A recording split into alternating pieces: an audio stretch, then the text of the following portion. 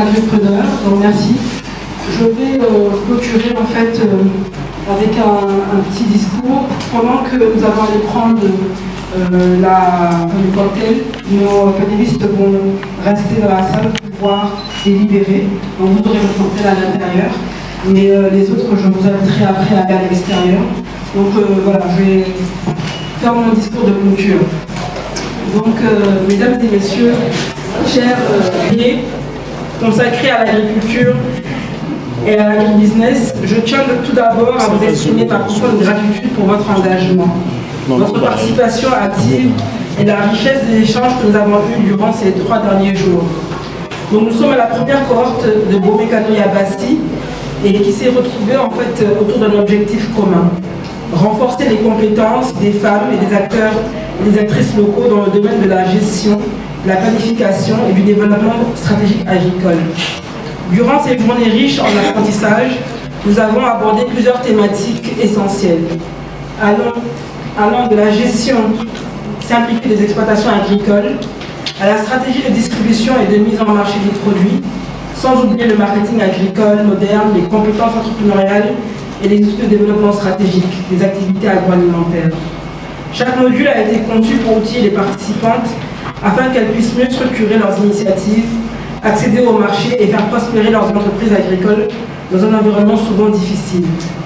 Donc, nous avons abordé plusieurs sujets que je ne pourrais pas tous étaler ici, mais nous avons parlé de l'accès au marché, la transformation des produits, du financement qui est un problème pour les petites exploitations, de l'innovation technologique ou encore des défis liés au changement climatique. Vos interventions, vos expériences, vos réflexions et vos propositions ont fait de cet atelier un véritable espace d'apprentissage collaboratif et d'émergence de solutions. Je suis convaincue que les idées partagées ici contribueront à faire évoluer notre manière de produire, de transformer, de commercialiser et de valoriser nos ressources agricoles. Chères participantes, chers agripreneurs, on ne me voit pas, mais bon, moi je vous vois. Notre collaboration avec Angel Fondation ne s'arrête pas ici. Il ne s'agit pas simplement de clôturer un atelier, mais d'ouvrir une nouvelle étape, celle de l'action sur le terrain, notamment avec l'African Agricultural Leadership Institute.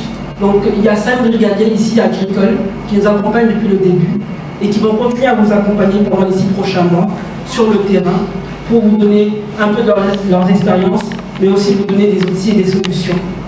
Nous souhaitons également encourager les recommandations entre les acteurs du marché et vous, afin que vous puissiez vous renforcer et que vous puissiez être plus compétitive et avoir une valeur ajoutée.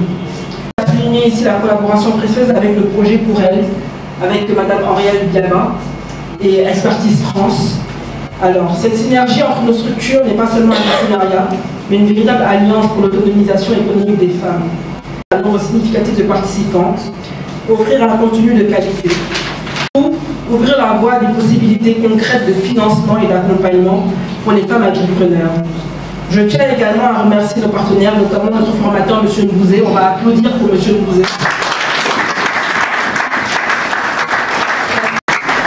M. Mbouzé, pendant 2 jours et demi, a vraiment tenu la barre très haute. Donc merci. Je voudrais aussi remercier nos panélistes, donc Mme Sylvie Malokissa de Maïté Congo, qu'on ne présente plus. Les applaudissements pour elle. M. Carl Barandereka de Fresh Africa Market. Mme Victorine Massiani-Iria qui est sortie, mais qu'on remercie quand même de la invitée. Modératrice pour cet après-midi. Et enfin, vous toutes et vous tous, chers invités, qui êtes venus aujourd'hui, qui avez passé l'après-midi avec nous. Donc, je remercie à collaborer, à innover et à continuer à faire entendre votre voix dans ce secteur vital pour l'économie congolaise. Nous vous encourageons à mettre en pratique les compétences acquises, à travailler en réseau, à chercher des opportunités de partenariat et surtout à croire en votre potentiel. Vous n'avez rien de moins que les autres. Vous êtes désormais des actrices de changement dans vos communautés et vraiment, on vous encourage à le rester. Ensemble, nous avons semé des idées, à chacun et à chacune de nous maintenant, et les cultiver pour récolter demain les fruits du progrès. Merci et bonne soirée. Je m'appelle Béatrice Colli, donc représentante pays d'Angel Fondation. Nous avons voulu réunir des femmes qui sont entrepreneurs agricoles et qui ont besoin d'être renforcées en capacité. Donc c'est comme cela que nous avons organisé un atelier pendant 3 jours où nous avons discuté du marketing agricole, du financement des activités agricoles, la planification stratégique aussi des entreprises agricoles, afin de leur permettre d'avoir des bases ou de renforcer leurs connaissances. Mais aussi, on a voulu les mettre ensemble pour pouvoir les aider à pitcher et à demander une demande de financement auprès de la Fondation Angel. C'est comme ça qu'elles ont eu aujourd'hui à effectuer des petits pitchs de quelques minutes où elles ont eu à présenter leur projet devant un jury qui était composé d'experts dans le domaine de l'agriculture. Et suite à cela, 15 femmes ont reçu des financements allant de 2 500 à 5 000 $. Elles étaient au nombre de combien et quel était le critère, François? D'accord. Alors, elles étaient au nombre de 30 femmes que nous avons appelées à venir participer à cette activité.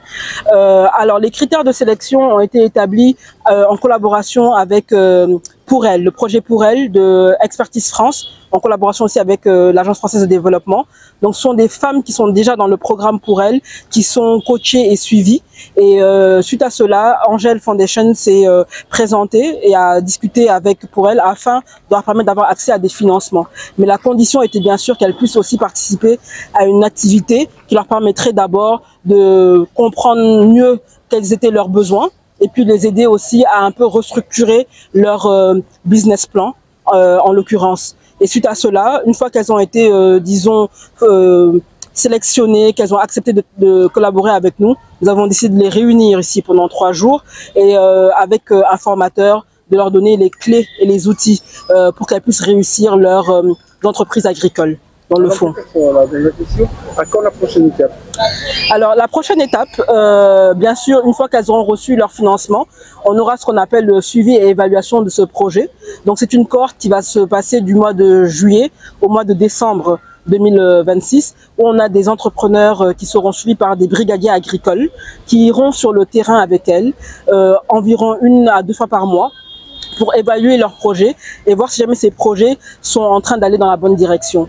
Pourquoi c'est important? Parce qu'on a compris que c'est bien de former, c'est bien de financer, mais si jamais on forme et qu'on finance mais qu'on ne suit pas les projets, on risque de se retrouver dans quelques mois avec des projets qui n'ont pas avancé. Donc voilà la valeur ajoutée, je dirais, de cette prochaine étape. Alors pour clôturer, de façon globale, êtes-vous satisfait de ce qui a été cet atelier? Alors vous avez pu vous-même le voir et le constater, les femmes étaient engagées, les femmes ont participé, elles ont vraiment joué le jeu, elles ont montré qu'elles avaient envie, mais elles ont aussi exprimé leurs besoins. Elles ont besoin d'être accompagnées, elles ont besoin aussi d'être formées sur toute la partie fiscalité par exemple, sur toute la partie organisation de leur structure d'un point de vue juridique. Donc ça c'est vraiment un besoin qu'elles ont exprimé. Elles ont aussi montré un souci de pouvoir accéder au financement des banques, mais avec le peu de garanties qu'elles avaient, ça restait un problème. C'est comme ça que les fondations comme Angel vont se positionner pour pouvoir les accompagner au départ, en espérant que ce financement-là va leur permettre de booster leur activité et après de devenir rentable et ensuite d'être plus attractive auprès du secteur bancaire. Merci. Merci.